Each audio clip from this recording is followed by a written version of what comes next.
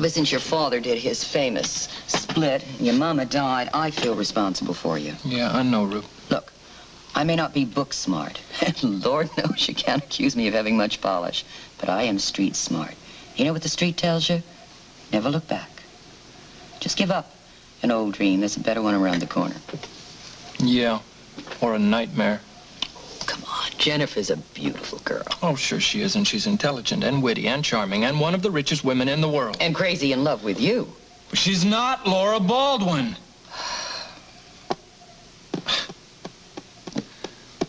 You know, when I say that out loud, it sounds so ridiculous. I mean, I know that Laura's not the only woman on the earth. But she's who I love. I've loved her since the first minute that I saw her. I guess you can't understand it, can you, Rube? Well, of course I can. Did you ever wonder why I didn't marry? Yeah, well, there's always a lot of men around. Yeah, lots of nice guys, and I'm not talking about the Johns around the house. Well, you were always a knockout. You still are. Thank you. Anyway, I could have married lots of times. So why didn't you? Because I waited for one man, Martin Samuels. Martin's? Oh, I remember that guy. Yeah, he loved me. I loved him. We even talked about getting married, but we knew better. Why? Why didn't you get married? Oh, honey, we came from two different ways of life. There was no way they were going to mix. Oh, I get it. I get the point of the story. Same as me and Laura, right? Look, honey, Laura is not street smart. And in your world, our world, you better have street smarts or you can die. Now, if you love Laura, you don't want to do that to her. Are you telling me that Jennifer Smith and I are two of a kind? Yeah. And I'm also telling you, stop wishing for something you can't have. Well, I'm sorry, Ruby. Oh, look, I've had a good life. Don't feel sorry for me. I've done it all. Listen, despite how much I love you and Bobby, and I do love you, I regret not having kids, and right now, grandkids. Hey, come to think of it, you and Jennifer, you're going to have terrific-looking kids. Laura and I almost did once. What are you talking about? It's a dream again. There was a time when she thought that she might be pregnant with my child. Oh, Luke. But she wasn't. See, I knew that she would never have an abortion. And I also knew that if she were pregnant, she would not be able to stay with Scott. She wasn't pregnant, and she stayed with her husband. Yes, she stayed with him because she had betrayed him with me. No, Luke, because she loved her husband. She loves me! It's going to destroy you. Well, it's either that, or I'm going to be destroyed when I marry Jennifer.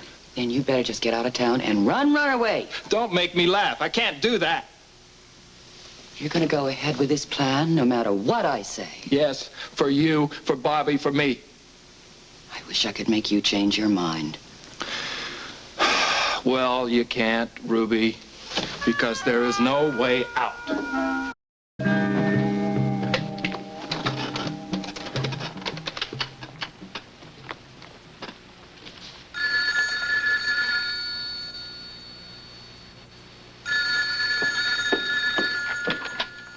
Hello?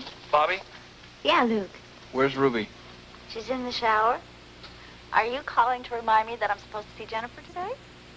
Yeah, but there's been a little change of plans. Now, Jennifer's car had to go into the garage this morning to get fixed. Oh, it's too bad. Oh, no, it isn't. I arranged the whole thing. What are you talking about? Well, why don't you just come on over to the office and I'll explain it all to you. Bye.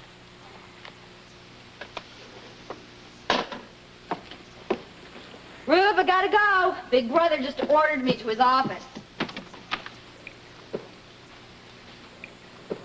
Time alone on a sailboat. Laura and I together.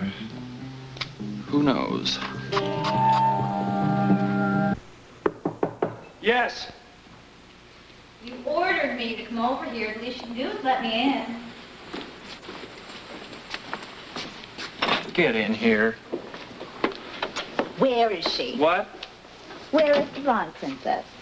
Just put a cork in it, Barbara. I know. She locked herself in the closet. Okay, again. you've shown your devastating wit. You're very funny. Now sit down. Okay. tell me, what's your newest plan? I got it all figured out. This afternoon, I'm going to be alone with Laura. You won't give up, will you? No. I don't really want to hear any more of your crazy ideas. Listen, Barbara, this is very important. I am going to prove to her that she has feelings for me so she doesn't go to her old man or anybody else with stories about Frank Smith and the organization. I need your help. I said I need your help. I'm listening. Okay, listen, Scott and Laura and Jennifer and I are all supposedly going on the sailing trip this afternoon. Supposedly. I take it that something is going to delay or otherwise divert Scotty and Jennifer from this little rendezvous? Correct. Several things. Number one, I fixed Jennifer's car this morning so that it had to go into the garage for repairs. What did you do to it? Look, never mind what I did to it. It's either the carburetor or the windshield wipers, all right? The point is it's going to give me more time because Jennifer has to be picked up. I'm sure it's not going to be her first time. Barbara, I'm going to tell the jokes here, all right? You just listen. I am listening. Just tell me what the plan is. I'm trying to tell you what the plan is. I gave you the first step. The second step is this. You and Jennifer have these little fittings on your little wedding dresses this afternoon at the bridal shop, right? Right. Right. Well, Jennifer is going to have to take a cab over there. Because her car is broken. See, I am listening. Very, very good. Now, Scott is going to be in court all morning, but he's agreed to go on the sailing trip this afternoon, which brings me to number 3. Guess who is going to pick up Jennifer after her fitting? Not Scotty. Scotty's going to pick up Laura. Wrong. Luke is going to pick up Laura after school. Good thinking, baby. Thank you. Now, it's all taken care of, Barbara Jean. Everything is handled except I have to call Scott and ask him to pick up Jennifer. And then, of course, there is number 4, which is you. Oh, goody. I felt neglected.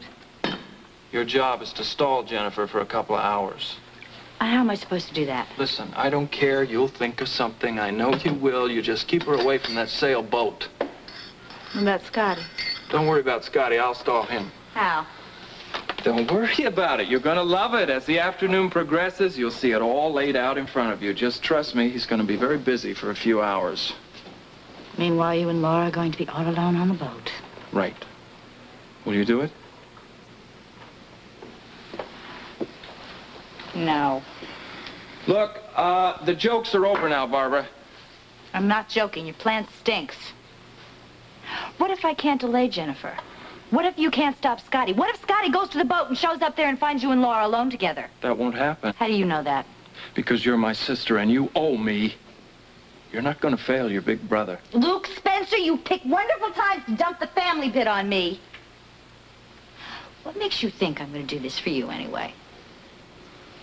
You can't turn your back on me, Barbara. Watch me.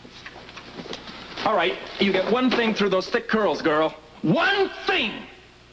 I'm ready to use you or me or anybody necessary to protect all of us. Especially Laura. Listen, I'm talking about our lives, Barbara. I'm talking about our futures. And you're going to help me because I have to prove to her that she has feelings for me. And you're going to help me because I'm your brother, because you love me, because I love you, and because I'm a damn walking insurance policy for everybody in town. Look, the discussion is over, okay? It's over, and it's done with, and you're going to do it. What I have to do now is get hold of the little prince. Maybe I can catch him before he goes to court. What are you going to tell him? I'm just going to tell him enough so that he'll know that he has to pick up Jennifer. That's all, and the rest is up to you. You ready to go to work?